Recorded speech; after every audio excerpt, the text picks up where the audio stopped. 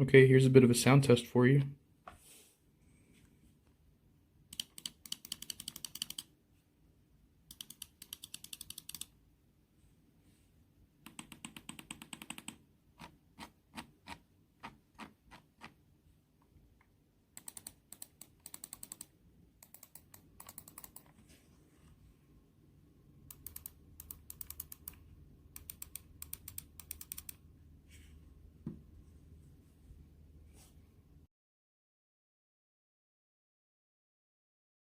So what we have in-house today is Razer's response to the lightweight mouse trend, the Viper. No, not that Viper from 2004 that boasted 1,000 DPI. This is an all-new design, and honestly, I'm really happy with the way they handled this. This is not another honeycomb design. And it's a true ambidextrous mouse, so if you're a lefty, this might be what you've been waiting for. There's a lot to like here. We're gonna check it out. You ready?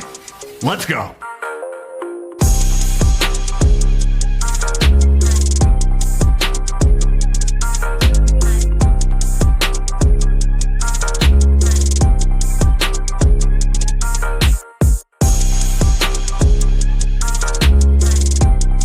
Yo, I'm Brian P. You're watching Bad Seed Tech, and today we're taking a look at the Viper lightweight esports gaming mouse from Razer. For transparency, this was sent out by Razer for review, but as you should know by now, doesn't affect my review in any way. Now, before we jump into this review today, I have to be honest about the fact that until quite recently, I thought that branding something as an esports product was more of a meme than anything. Zowie mice have had a hand in changing my mind about this, but Razer designed this product to be an esports mouse from the ground up, taking feedback from CSGO champs and Dota 2 champs, guys like Taco and Arteezy, and it really shows in the overall design. Retailing for $79.99 US, we have a lightweight, solid body mouse with a weight of 69 grams, 126 millimeters long, 62 millimeters wide at the front, 66 at the rear, and 60 millimeters wide at the grip, with a height of 38 millimeters. It is a true ambi mouse, having side buttons on both the left and right sides of the body, so by design, this will be more accessible than the vast majority of mice in this category. Main clicks here provided by Razer's new optical mouse switch. That means it uses light to trigger, and that makes it special for a few reasons. Number one, it's fast. According to Razer, this has an actuation time of 0.2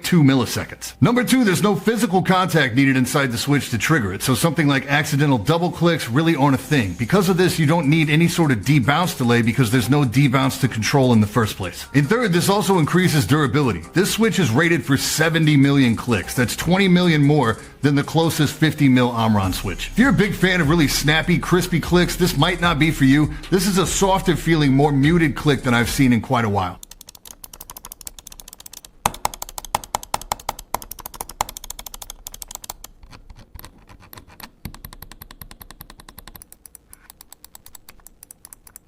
The scroll wheel is a light, tactile, 24-step wheel. No wobble at all, feels really sturdy, and it's not tough to actuate either. Feels great, I'm a fan. Side buttons, while plentiful, are smaller than I'd like. Honestly, I'm spoiled by the S-Series big side buttons. Minimal side travel though, and a deliberate actuation force, you won't be accidentally triggering these. The shell itself is a heavy matte plastic, feels almost PBT. Triggers are separate from the body, and this is an area where I am gonna knock this mouse because the triggers don't feel 100% stable here. There is some lateral, like side-to-side wobble, and some rattle.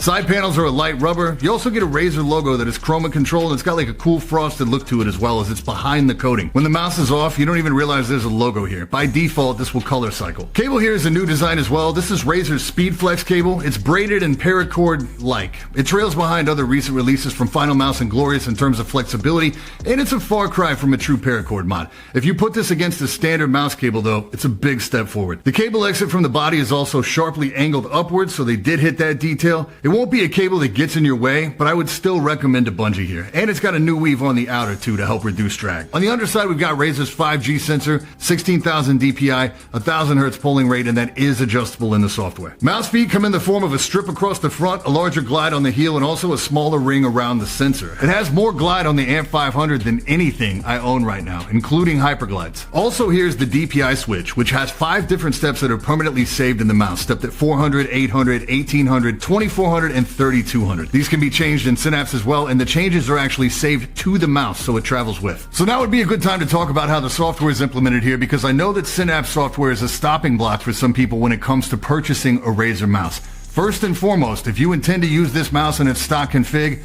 you never even have to install the software. I want to say that again for the people in the back. You don't ever have to install it. This mouse is 100% plug and play out of the box on any machine. If you want macros, chroma support for the logo, the ability to refine the DPI steps, and the ability to remap buttons, you can use Synapse 3. Razer has recently made it to where you can now use Synapse offline in the event you don't want to set up an account. So size and shape wise, this is going to land it right in between like a Zowie S1 or S2 in terms of measurements. Even though it's as long as the S1, in hand it's going to feel much more like an S2 because it has the same grip width and the same height. Fills the hand a little more, but it really feels very similar. The weight difference is noticeable. We're talking 69 grams versus 82 grams on the S2 or 13 grams lighter for the Viper. For the same reason, it's also going to feel fairly similar to a G Pro wireless. Again, similar length, similar grip width. The difference here is that the Viper is a full 2 millimeters shorter and 11 grams lighter. For me, the fight really is between the S2 and the Viper. If you're a lefty, there is no fight. For everyone else, the Viper takes a W for the more flexible cable, the far superior feeling and sounding scroll wheel that's also 24 steps.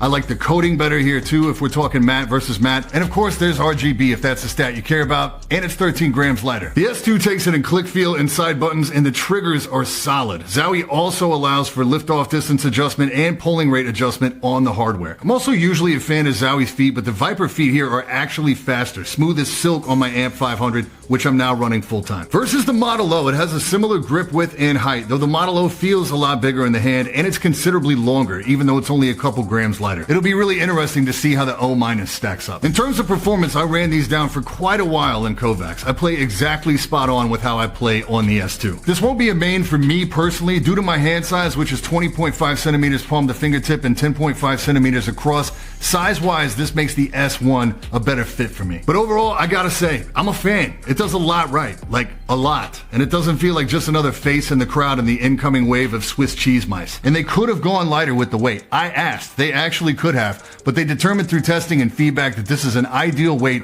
for both speed and stability. I love the fact that this mouse is plug and play, that you don't need to use Synapse. I love the coating, the sides, love the scroll wheel, and the cable here is passable among the current stock paracord options. I'm excited about the idea of the optical switch, but in real world performance, it didn't offer me any advantage per se, and it's impossible for me to substantiate any claims about long-term durability of that switch. As a whole, the mouse feels built very well, but the triggers have more play than I'd like to see, and there is some rattle there. If you're already into Razer gear, this is probably a definite buy for you. If you're a lefty, this is a really attractive option as well if you've been feeling stuck on the sidelines for all the recent releases. Big thanks to Razer for sending this out. If this is a sign of things to come from them, they are definitely on the right track. As always, I will leave affiliate links in the description below, but copies are already on Best Buy shelves. By the time you see this video, they'll be available for purchase. Any questions over anything I covered today, just hit me in the comments or drop by the Discord. And that's it for this time. I'm Brian P. Thanks so much for watching. And until next time, stay up.